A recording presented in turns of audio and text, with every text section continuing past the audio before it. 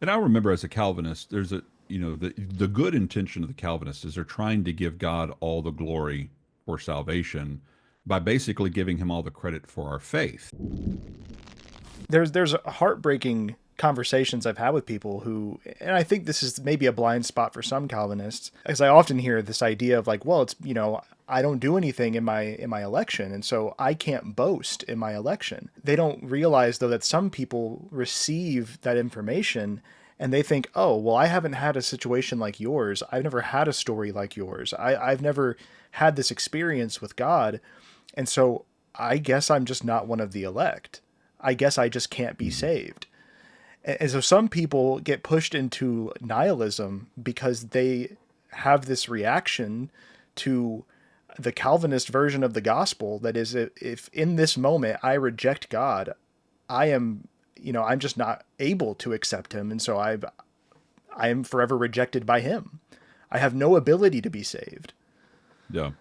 And I remember as a Calvinist, there's the good intention of the Calvinists is they're trying to give God all the glory for salvation by basically giving him all the credit for our faith.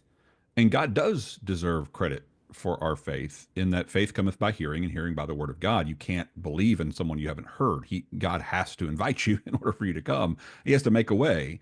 And so he is the author and the perfecter of our faith. He's the one who's provided everything we need to believe and to know who he is. And so I'm not trying to say faith isn't a gift from God. It is. But it's not a particular effectual gift of God. And that's where the Calvinists go so far is to say, well, in order for the giver to get all the credit for the giving of his gifts, he has to give it to a particular number of people effectually, meaning irresistibly. And we're going, okay, when is that true in any other situation where gifts are given? I've got 4 children. I could give them all the same exact number of gifts. Some of them could squander some of the gifts or throw them away. Does that make me any less of a gift giver? Is my glory diminished as a father because some of them don't accept the gifts or use them appropriately? No, it has no reflection upon me, the gift giver. My glory is actually heightened by the fact that I've given them and supplied them all the things they need as a father who loves them and wants them to have these things. And so, what they do with the gifts that I give them are their responsibility. But my glory is not diminished when they squander those gifts. And that's what the Calvinist just assumes without biblical precedent, without really any kind of good argument, as far as I can tell, philosophically or otherwise, theologically.